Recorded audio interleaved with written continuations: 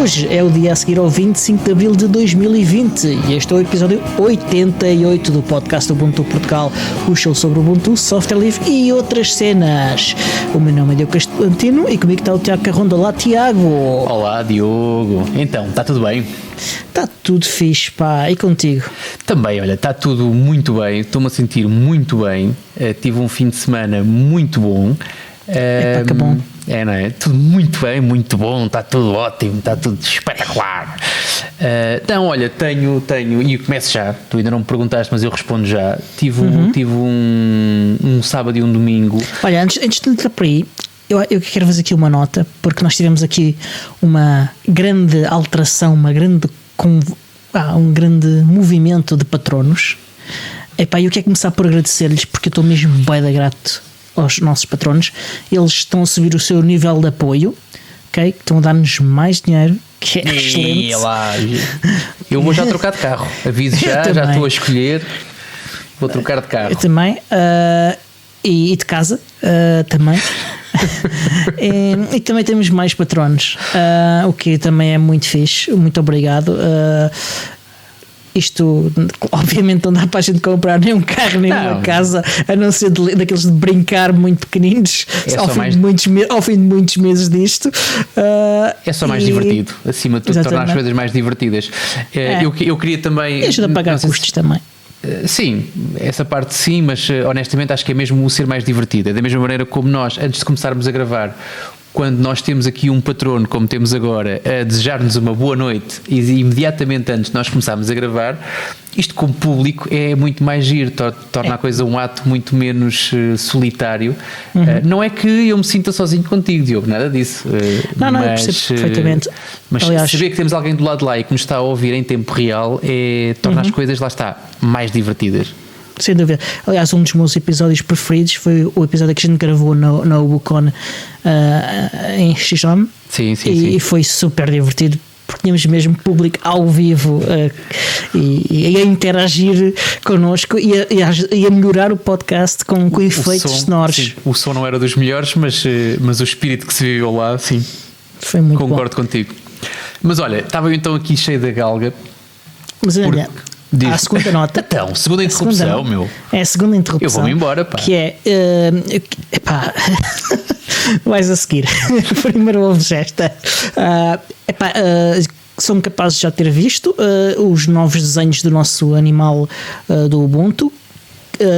Temos as novas poças. O nosso animal, exatamente. Pensei que ias falar de mim. Isso é a seguir. São as novas fuças desenhadas pela Joana Afonso, que é uma artista muito dotada, claramente, e com uma grande paciência, claro, para nos aturar. E que, pá, ela é uma artista super premiada e tudo, já ganhou prémios da BD na Amadora e prémios no estrangeiro e tudo. Pá, e também está a fazer desenhos para o Linux Tech PT, portanto ela é a desenhadora oficial do Linux em Portugal. Parece-me que neste momento.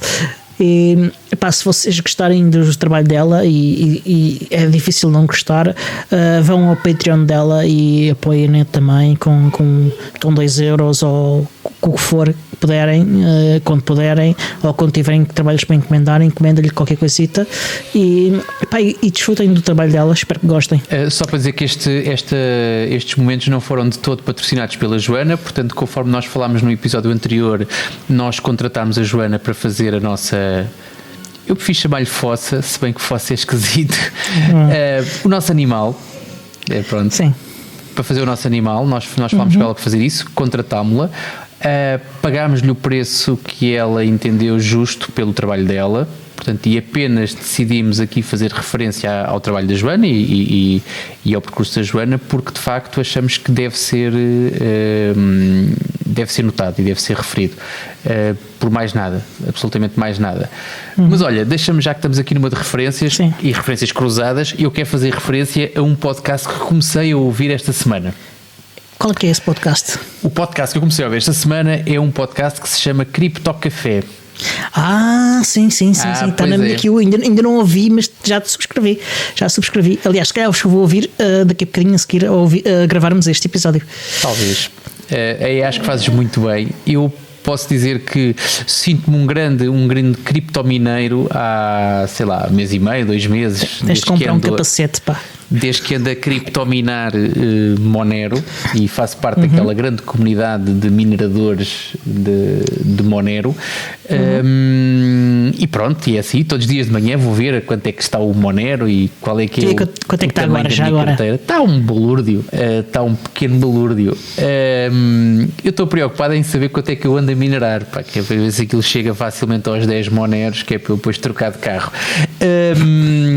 Mas não, olha, fora de brincadeiras, de facto andando, e já tinha dito isso, tenho algumas máquinas que estavam a passar muito tempo ociosas e que deixei-lhes um minerador para as manter ocupadas, e então tenho de facto visto os meus números a crescerem simpaticamente. Eu não sou nenhum profissional do assunto, mas quando saiu este podcast, e o Pedro já tinha falado mas já tinha falado aqui também, mas ele tinha falado connosco sobre isso, que tinha vontade de fazer um podcast, e fiquei muito contente quando soube que de facto o podcast estava no ar, e fui a ouvir o episódio e fiquei muito desiludido, não com a qualidade do podcast, diga-se, porque acho o podcast extremamente interessante, acho as pessoas que lá estão e que falam muito conhecedoras do assunto, o que dá sempre jeito neste tipo de podcasts técnicos.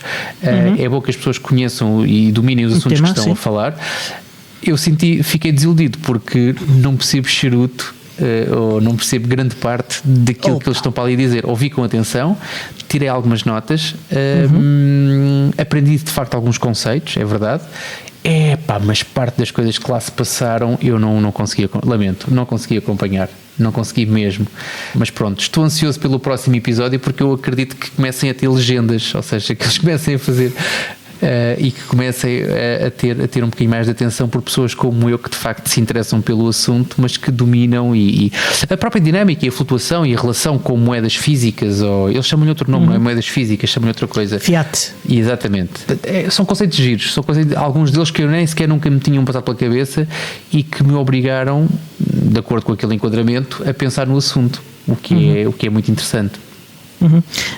Sentiste o mesmo que eu sinto com quase todos os podcasts.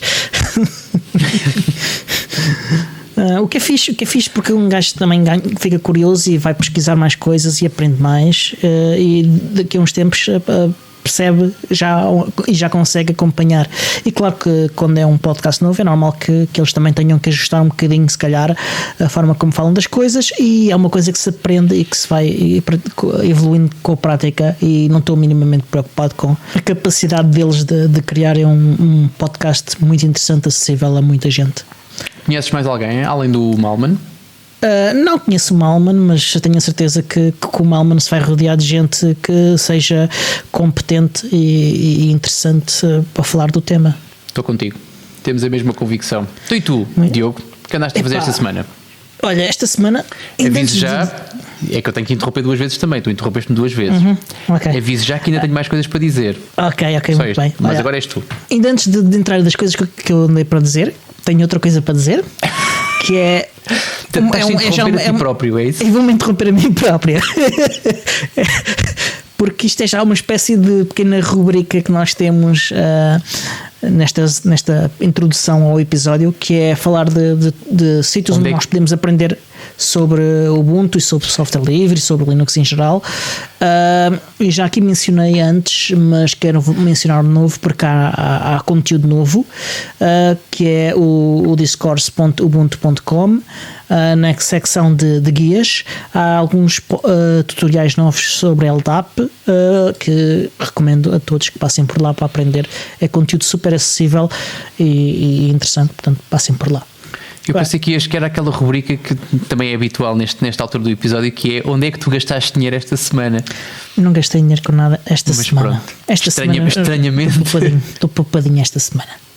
Já continua, avança sem medos. Andei a brincar com uma funcionalidade do Biobo que eu raramente tinha usado e que agora estou a usar a sério e que quero mencionar porque pode ser que vocês não deem por ela, que é as sessões do Biobo. O Biobo que ele fornece-nos e que vocês veem imediatamente e óbvio são as janelas e as tabs com janelas diferentes, mas vocês podem criar sessões e essas sessões basicamente separam esse grupo de janelas, okay, que vocês veem em algo que vocês podem nomear, ou seja, dar um nome a essa sessão, não dar um nome e ficar com um nome, acho que fica numerado, sessão 1, sessão 2, 3. Isto é fixe porquê? Porque se vocês trabalharem com muitos... Estás a falar do F2? Não, isso são janelas. Exatamente. Eu falo de sessões. As sessões agrupam janelas. E as sessões, tu começas uma sessão quando arrancas o Biobo. Exato. Quando arrancas o Biobo, crias uma sessão nova e podes escolher, quando arrancas o Biobo, pedir uma sessão nova. Okay. Ou escolher uma das sessões que já existe. Okay? E, por exemplo, se trabalham com muitos clientes diferentes, como é o meu caso, podem ter sessões diferentes para clientes diferentes já abertas. Já percebi. E assim terem múltiplas janelas para cada um dos clientes, por exemplo. Por exemplo, nós utilizamos muitas máquinas de salto e é comum eu ir ligar-me logo à máquina X ou à máquina Y, porque é um projeto em que eu estou a trabalhar e sei que já lá vou para lá. Então, para aquela sessão daquele cliente já tenho aquelas janelas abertas.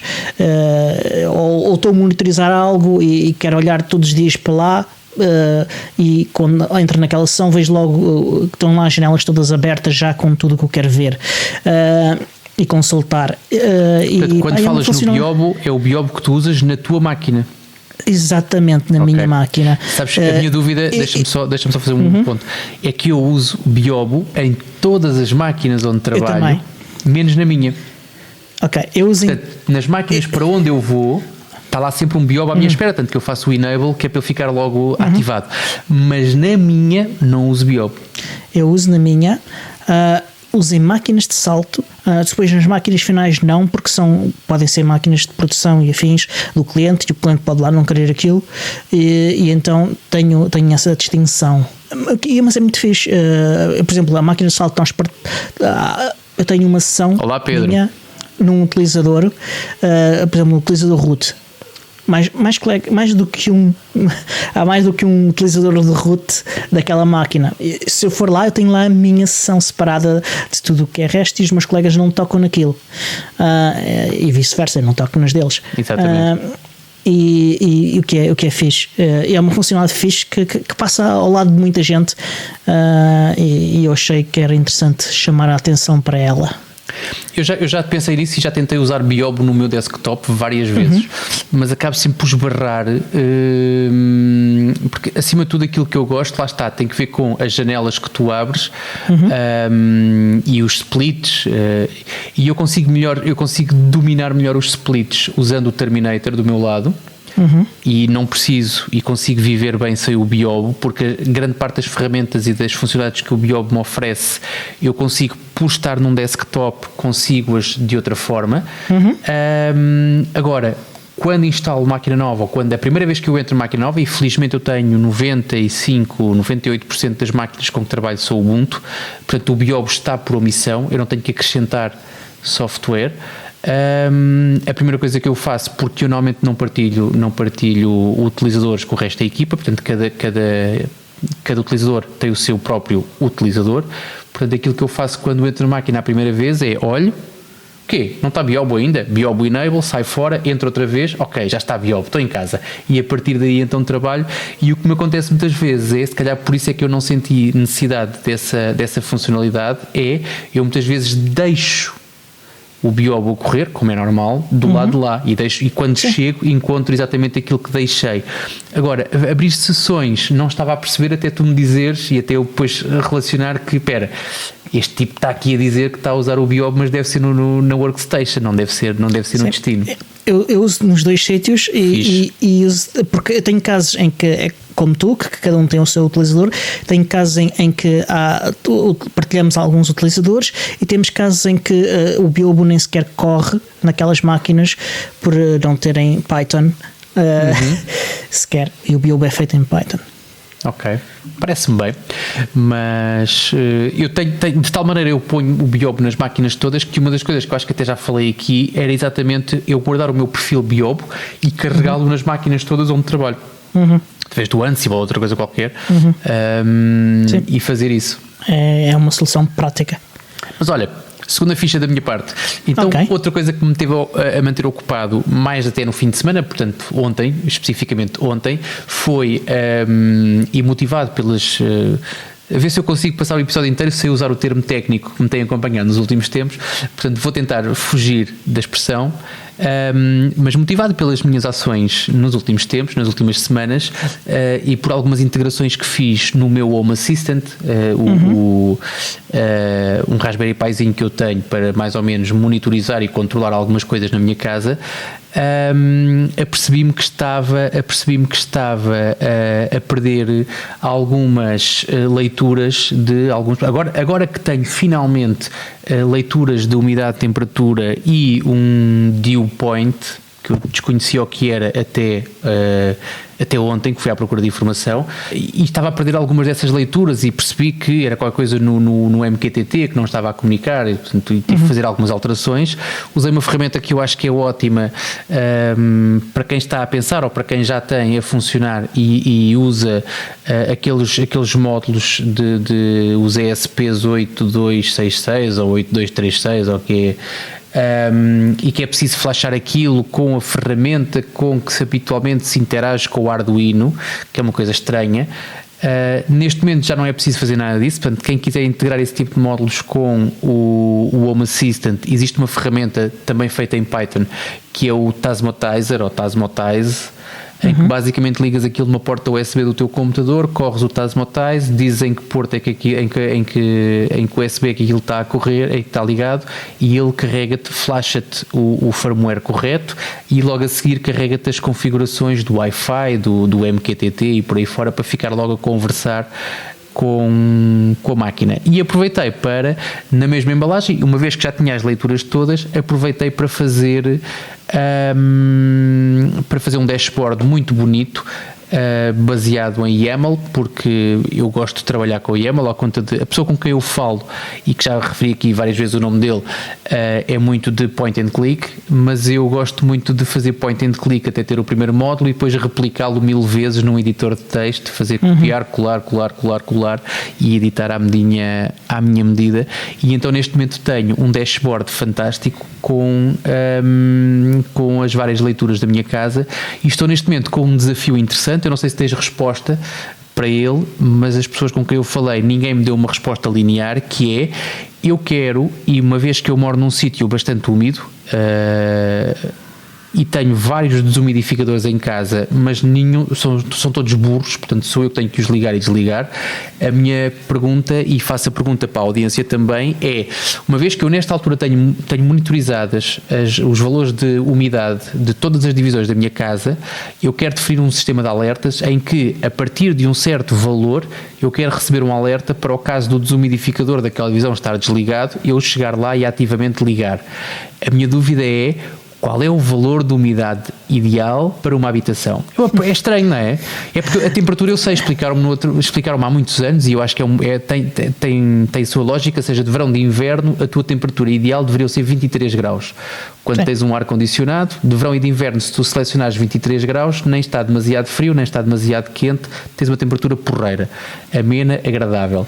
E umidade, à noite, caramba. 23 é capaz de ser um bocadinho mais, pelo menos para mim é, mas sim, durante o dia é uma temperatura ideal. Umidade não faço ideia. Nem eu, faço ideia. Lá está. E olha que há links e há malta a falar sobre isso. Eu tenho ideia de ter estudado isso na escola há muitas décadas, mas já não faço ideia, portanto não sei dizer. Pode ser que algum dos nossos ouvintes saiba. Se eu próprio tiver novidades, eu para a semana cá estarei para vos comunicar também. Eu estou inclinado para os 60%, ou seja, acima dos 60% ligo ao desumidificador.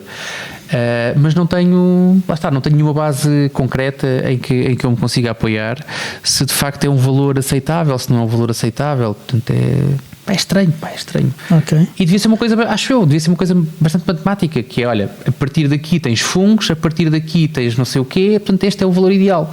Ou seja, ali uma flutuação, sei lá, 5, 10%, vá, entre os 50 e os 60, entre os 60 e os 70, 55, 65, vamos a ver um valor. E eu acho que ninguém se entende. Acho que há teorias, que é uma coisa chata, que há teorias, pá. Mas pronto. Pois. Olha, muito na onda da digitalização da casa, eu andei a brincar com uma coisa que eu já tenho há muito tempo, que é uma Kodi Box. O que é isso? Uma Kodi Box é uma caixinha, um pequeno computador, normalmente com um processador ARM, que foi feita para correr Kodi. Feita para correr Kodi, chama-se um Raspberry Pi. Esta é um bocadinho mais potente com Raspberry Pi em termos de hardware e já vinha com Kodi instalado, vinha com uma distribuição chamada LibreElec. LibreElec, sim, já usei. Okay, que é uma distribuição optimizada para correr Kodi. Aliás, ele é Just Enough Linux to Run Kodi. Kodi, exatamente. É o lema deles. Exatamente. E comprei já há muitos meses, aliás, se calhar já quase um ano que eu tenho esta Kodi Box e que ainda não tinha usado, então que há umas semanas já, não foi agora, instalei e configurei a Kodi Box. Espera um bocadinho, nós temos público, é preciso de vez em quando fazer aqui a ponte.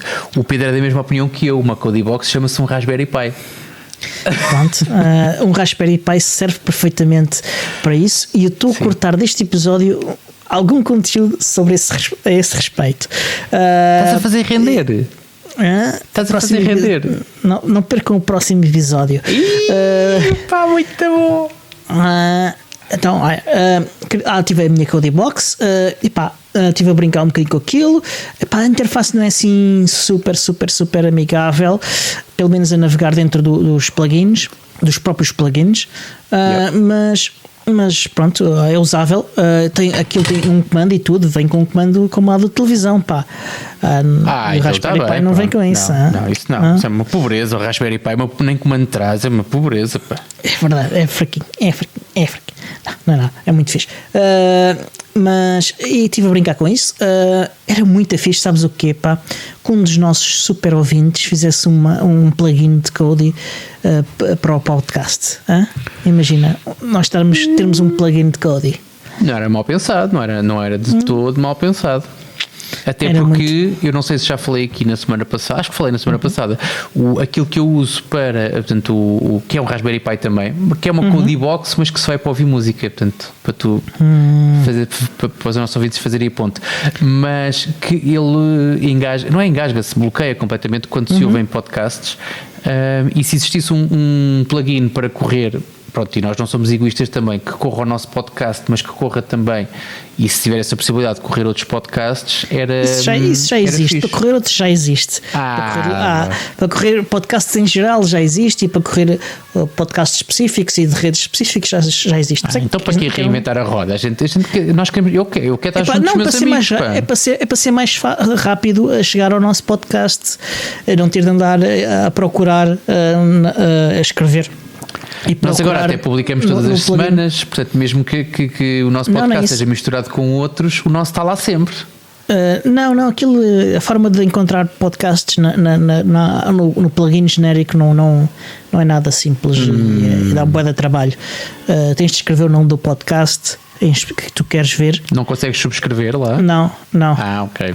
Então façam um só para nós. Pronto, então estou contigo. Exatamente. Pá, e era uma ideia fixe. Pá, agora um plano para os próximos dias, talvez, é experimentar um snap que existe, feito pelo Alan Griffiths, que é o Mir Kiosk Kodi. E vou experimentar usar uma coisa para fazer o setup, que nós já falámos aqui, que é o Imager do Raspberry Pi. E parte do conteúdo que eu vou falar no próximo episódio é sobre o Imager. Pronto. Ok. E a minha ideia é fazer o setup do Ubuntu de várias formas, usando o Imager e usar este Snap. Que eu estive a falar com o Alan nesta tarde, e só para terem uma ideia, basicamente a ideia era demonstrar a capacidade do Ubuntu do Core e dos Snaps de criarem appliances simples de montar. Okay? E isto funciona bem com o Ubuntu Core, este Snap, e também funciona bem com qualquer desktop de Wayland. Portanto, okay. Não é preciso se não quiserem o Ubuntu Core e quiserem utilizar outra coisa qualquer que suporte Wayland, como o KDE, o Plasma, podem usar perfeitamente. E também no GNOME, se tiverem a usar o Wayland. Ok, parece-me bem. Portanto, é um projeto para os próximos dias. Acho bem, e cá estarás tu certamente por contar. Sabes, eu tenho uma imagem que está guardada.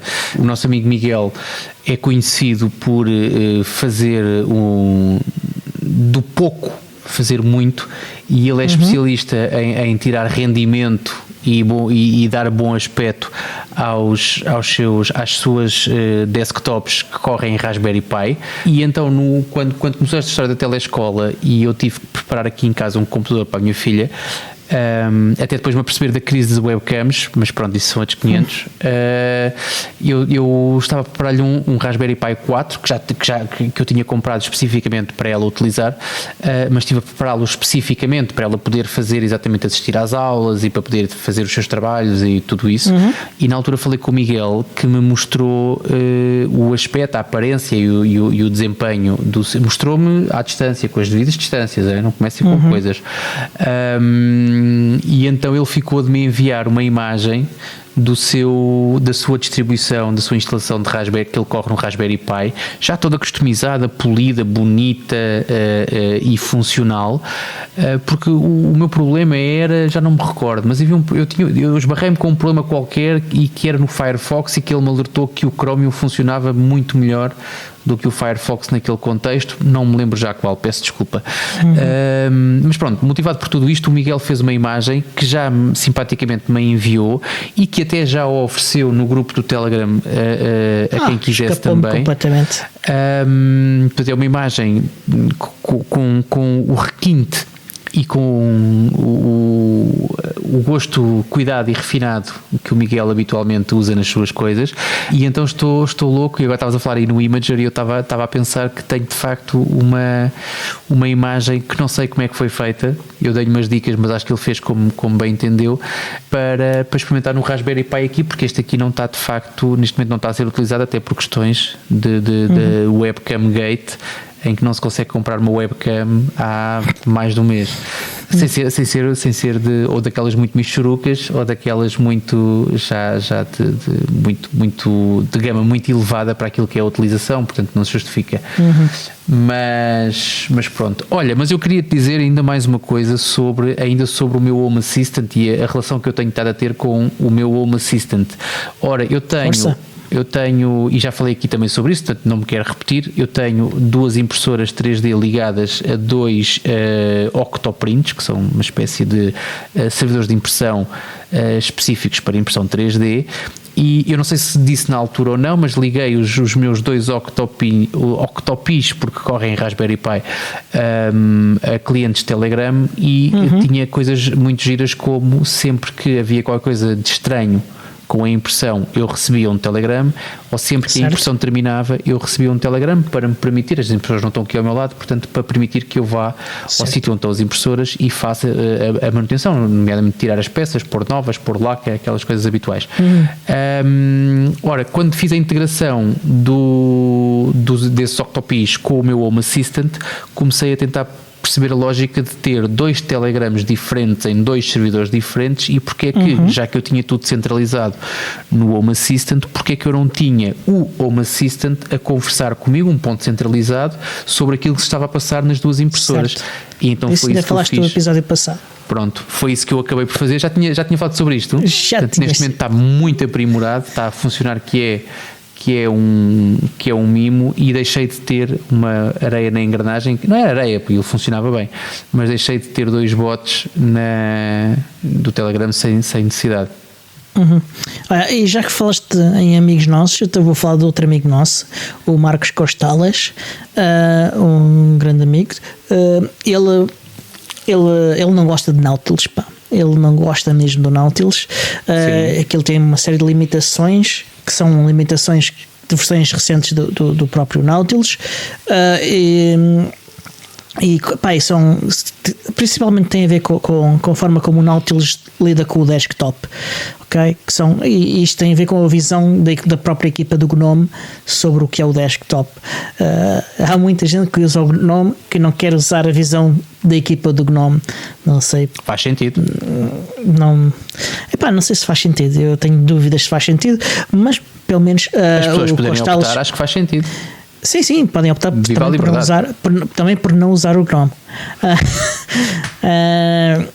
Mas sim, neste caso o nosso Costales foi uma pessoa super expedita. Então o que é que ele resolveu fazer? Foi substituir o Nautilus pelo Nemo. E então ele criou um videozinho a explicar como substituir o Nautilus pelo Nemo.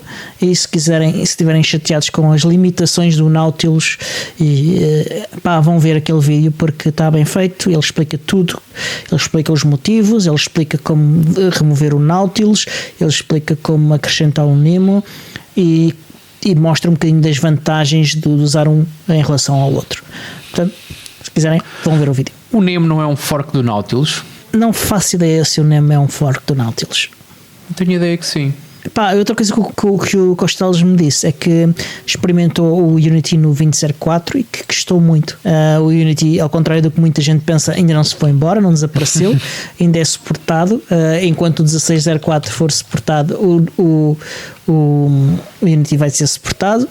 Portanto, pelo menos mais um anito de suporte está garantido. E depois disso é a comunidade, claro, a comunidade tem tentado a criar um spin, um remix do Ubuntu baseado em Unity.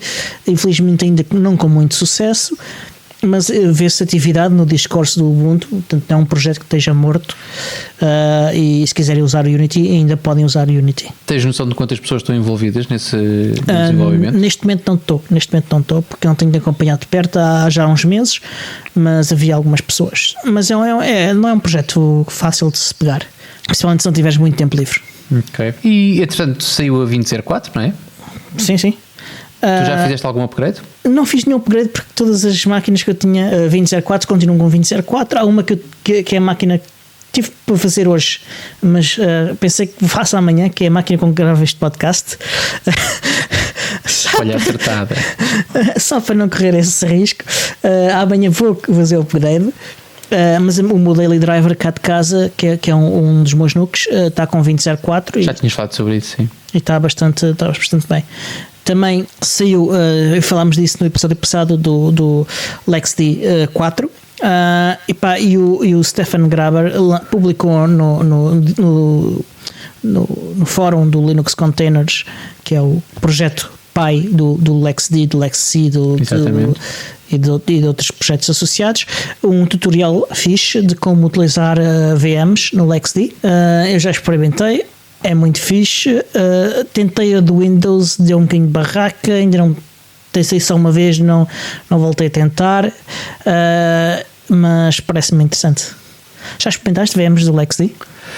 Não, eu para mim eu olho para aquilo como containers, e sempre que eu preciso de VMs, tipicamente vou, até porque quando eu quero VMs normalmente é porque é em contexto educativo ou de exploração, e abro o VirtualBox, crio as máquinas e acabou, não me chatei muito com isso. Aquilo é fácil, já o uso há muitos anos, não tenho que pensar muito e a coisa vai andando.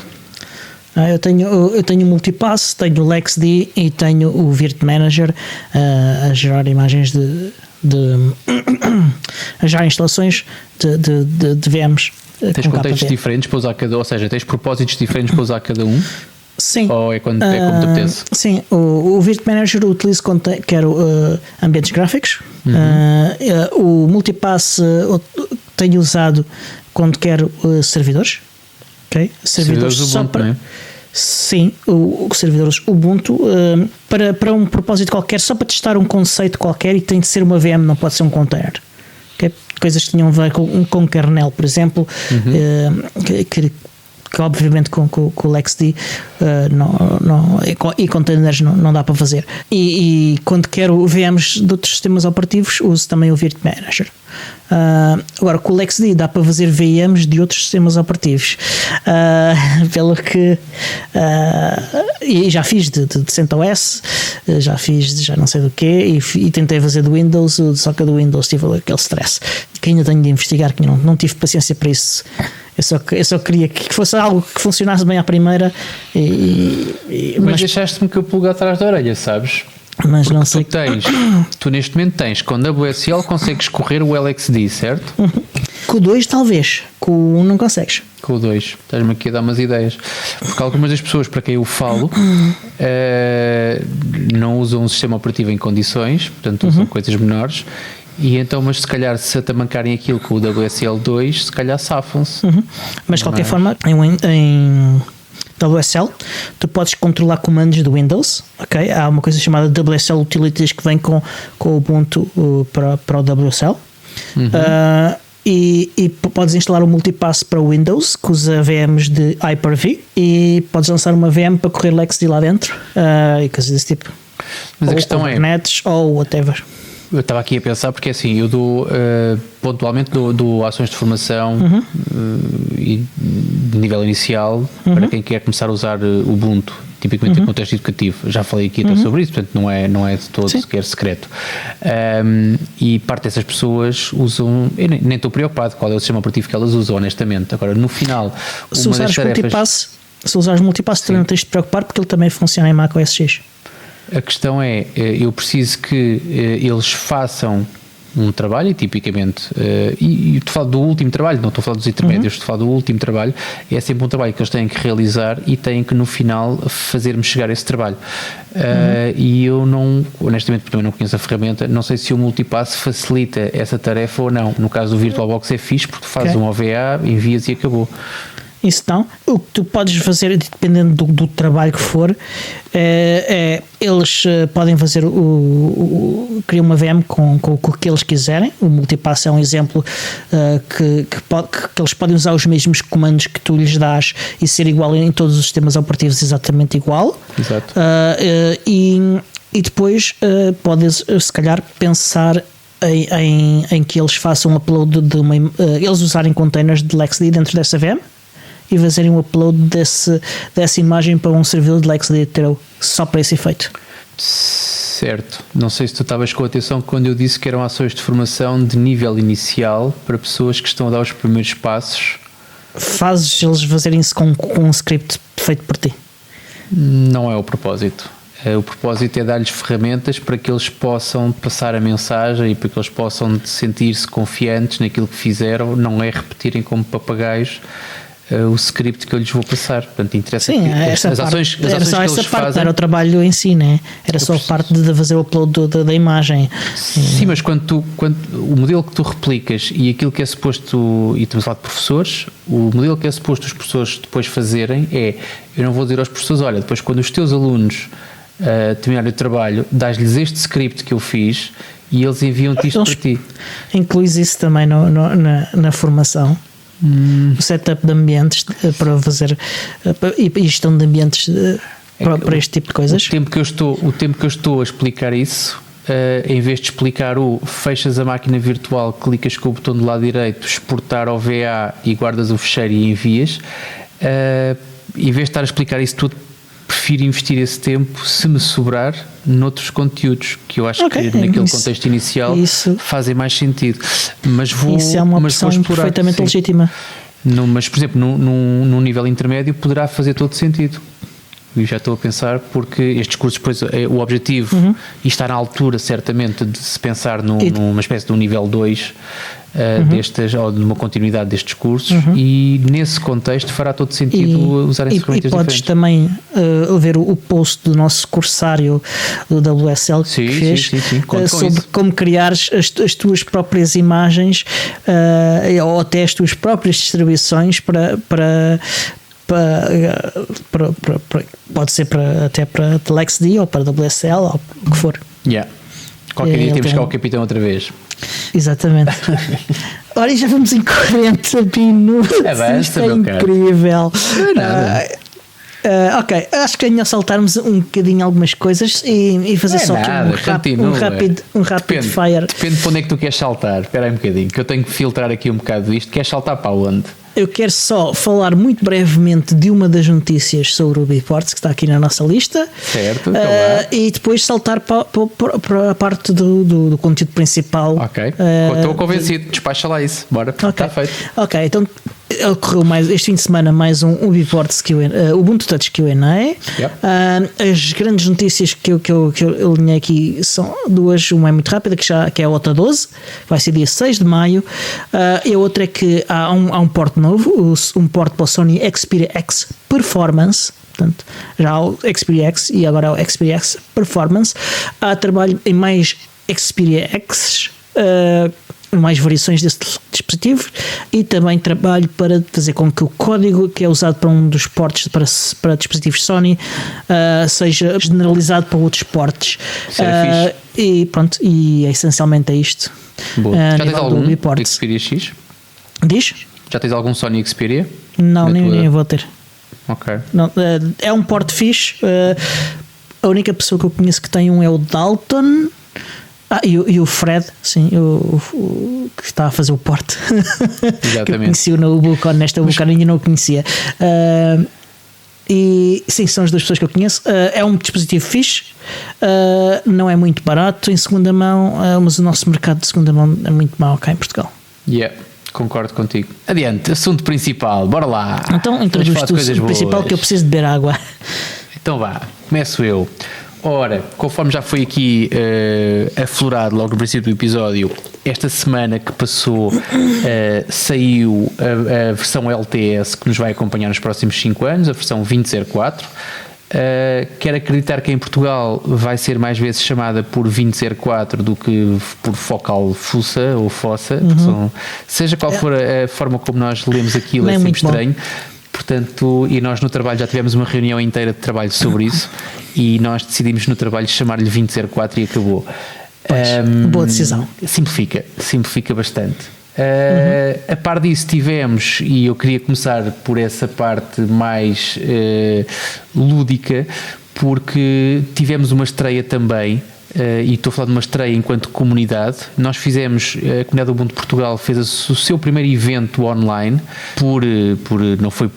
não se pode dizer que seja por opção, porque não foi por opção, foi um bocado por necessidade também.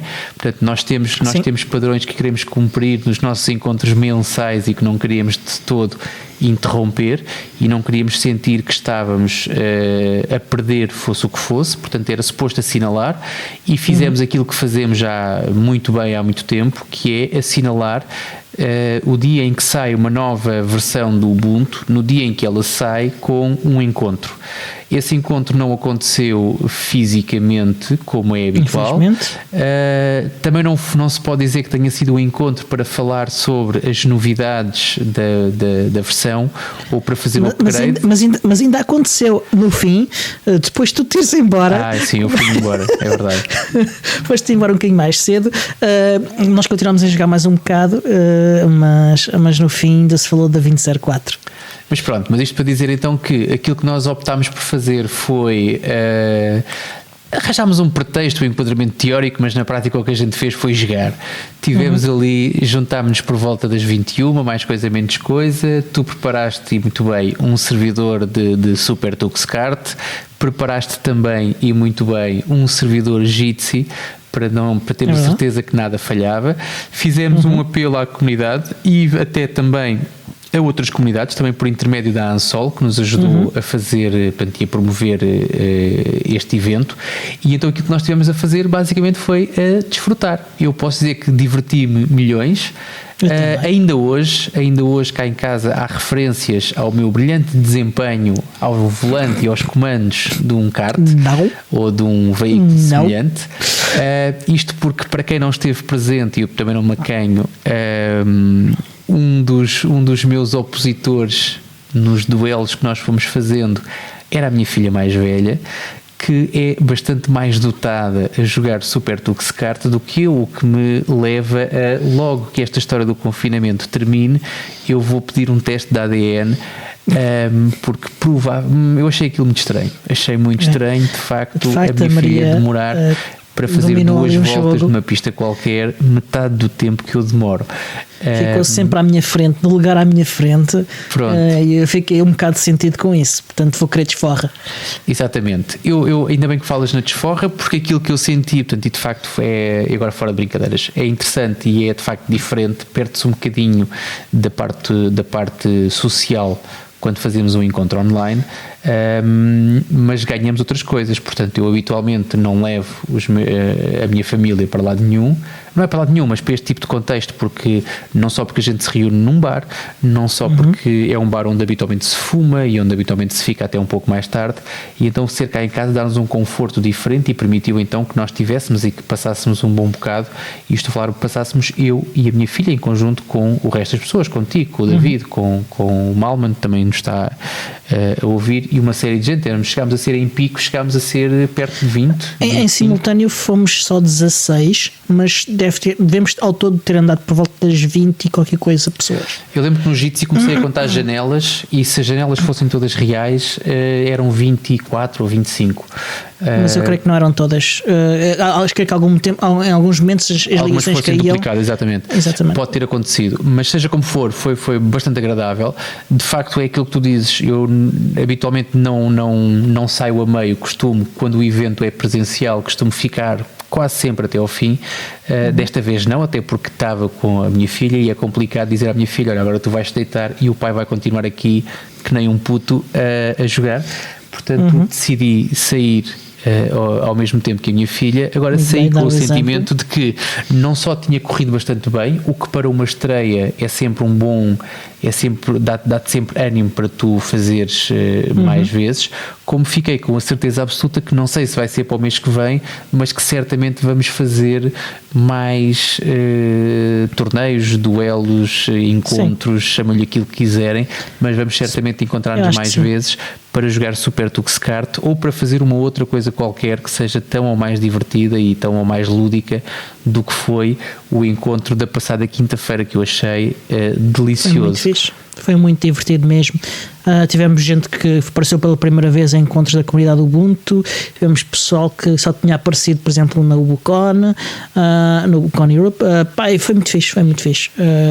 Foi muito divertido e tenho também a certeza que vamos repetir, de certeza, porque eu quero. O facto de ser online tem tem a desvantagem de que de facto a parte social reduz um bocadinho, mas tem a vantagem de, por ser online e por a pessoa que não esteja lá onde estiver, poder participar, fez com que pessoas que habitualmente estão fora até de Portugal pudessem estar presentes e pudessem participar como se tivéssemos efetivamente todos juntos, e tivemos, durante aquele bocadinho tivemos todos juntos, ainda que à distância de umas quantas fibras. Sim, e eu até já tenho ideias para melhorar ali o esquema, portanto vou ter que experimentar, não é? Tem que ser. Tem que ser. Tá? Isto agora é marcar uma data para o mês que vem. Olha, e por falar de datas, se calhar é uma boa oportunidade para falar da nossa agenda. Queres falar da agenda? Falamos da agenda. Falamos da agenda. Vai haver no próximo dia 30 de Abril, portanto, creio que já quinta-feira, né? Exato. quarta-feira. É quinta-feira. Portanto, no próprio só que dia, à hora que isto saiu já foi. Portanto, já foi. Portanto, é mais uma vez uma vantagem de ser patrono e verem as gravações em direto. Exatamente. Para vocês que estão a ouvir isto agora, na próxima quinta-feira, logo de manhã. Não sei se é logo de manhã, ainda tenho de ver que horas é que é. Mas vocês podem ir também ver no site do Ubuntu, por estar lá, Ubuntu Masters Conference. É uma conferência online, obviamente, de profissionais da IT a partilharem os seus desafios e as suas soluções que praticam no seu trabalho e querem partilhar então essas soluções e conversar sobre elas com outros profissionais e pessoas interessadas em IT. Portanto, dia 30 de Abril, não percam e vão ao site da Canonical, no blog, de certeza que encontram blog.ubuntu.com, encontram de certeza um link para esta conferência. Para quem não é patrono, talvez e rezem para que estas coisas fiquem gravadas, porque provavelmente vai ficar gravado e vai ficar acessível para vocês poderem consultar no futuro e poderão depois, entretanto. Sim, é bem provável. Por exemplo, os webinars costumam ficar, e a Canonical também já está a planear webinars para a respeito do Ubuntu 20.04, pelo menos 2, um sobre servidor e outro sobre desktop, e também resolvemos incluir aqui porque são webinars que suspeito que estão ainda por acontecer. Eles não tinham datas publicadas no artigo, portanto é uma questão de se inscreverem e recebem uma notificação sobre quando é que é. Ainda não me inscrevi. Para as pessoas que, lá estão a ouvir isto e já passou, é sinal que não são patronos. Façam-se patronos se acharem que têm condições para isso e que nós somos merecedores, essencialmente porque ao serem patronos têm acesso àquela publicação mágica que vos dá um link mágico que vos permite estarem a fazer aquilo que o André e o Pedro estão a fazer neste momento, que é a interagir connosco, a mandar graçolas, piadas, a meterem-se connosco, acima de tudo a divertirem-se com a gente e a fazerem-nos companhia, o que também é de todo salutar. Mas esta não é a única forma que vocês têm de apoiar o nosso podcast. Existem outras, não é, Diogo? Pois é, verdade. Podem, por exemplo, comprar bundles no Humble Bundle. Ao comprar um bundle, se usarem os nossos links de afiliados, uma percentagem à vossa escolha do valor é revertida aqui para o nosso podcast. É uma forma fixe porque vocês recebem uma coisa valiosa em troca e pagam enquanto vocês quiserem. Infelizmente neste episódio nós estive a olhar e não havia nenhum bundle interessante, ou particularmente interessante para vos recomendar, mas se utilizarem o link genérico, né, que é o link humblebundle.com ponto de interrogação partner igual a PUP, vocês depois podem ver isso tudo nas notas do episódio. Temos instruções, sim. Exatamente, tem lá as instruções sobre como usar isto. Vocês, qualquer que seja o bundle que comprem, se entrarem no site com esse link, podem continuar a apoiar-nos independentemente de qual for o bundle. Mas, Tiago, ouvi dizer que ainda há mais formas de nos apoiar. Existem formas também de nos apoiarem e é uma forma muito simples também que não aleija, que é... E não custa dinheirinho nenhum, pá. Diz? Eu não gostar de dinheirinho nenhum é muito bom. Exatamente, que é exatamente vocês ouvirem o podcast e depois no final partilharem nas redes sociais, oferecerem aos vossos amigos, subscreverem, comentarem, interagirem também é importante. Até porque é muito fácil encontrar o nosso podcast, seja no programa, no agregador de podcasts, o nome é esquisito, mas é assim que eles se chamam. Podcatcher é o termo técnico. Exatamente, que vocês usam habitualmente. Podem usar também o Spotify. Se vocês forem daquelas pessoas que habitualmente ouvem música no YouTube, nós também estamos no YouTube, portanto ele quando vai para todo lado. Se quiserem ser os primeiros a ouvir, não sendo patronos, se quiserem ser os primeiros a ouvir o podcast, então na Rádio Zero, às 22h03, religiosamente, o nosso episódio sai, quinta-feira, repete depois no domingo a meio da manhã, lá para as 11, acho eu, não tenho a certeza. Sim, não lembro o horário da repetição não sei, mas às quintas-feiras é quando sai primeiro. Nós tivemos 2 ou 3 semanas em que andámos ali um bocado às cabeçadas com as publicações e andámos descompassados. Esta semana saímos bem a tempo e vamos continuar a manter o registro, até porque vocês merecem isso e muito mais, e por merecer isso e muito mais, sempre que vocês forem às compras comprar os melhores computadores, têm direito a usufruir de descontos oferecidos pelos vendedores, mas que nós facilitamos e que nós promovemos aqui no podcast, não é, Diogo? É verdade. A LibreTrend, que tem as fantásticas LibreBoxes, e a Slimbook, que tem muitos outros computadores, e ambos feitos para correr Linux e software livre, e que são muito bonitos, e no caso das LibreBoxes são especialmente abertos porque têm core boot e têm os desenhos publicados e são fantásticos. Portanto, se quiserem comprar um computador para correr Linux e que tenho certeza que vai correr Linux e bem, podem comprar. Feito para correr Linux, não é só que corre Linux, feito e pensado para correr Linux. Se Isso é muito Exatamente. importante e as pessoas não valorizam muitas vezes. Exatamente, são empresas que estão a trabalhar para vocês, os utilizadores de Linux e do Ubuntu em particular, porque eles também dão particular interesse ao Ubuntu, sendo a distribuição mais usada. Portanto, usem estes códigos de descontos. Estes códigos de desconto não nos dão nada a nós de volta, mas é uma forma destas duas empresas contribuírem para a comunidade, dando-nos um desconto e facilitar a vossa aquisição de um computador. De resto, este show é produzido pelo Diogo Constantino e por mim, Tiago Carrondo, é editado pelo Senhor Podcast, Alexandre Carrapiço. Eu, da minha parte, despeço-me. Até à próxima. Até à próxima!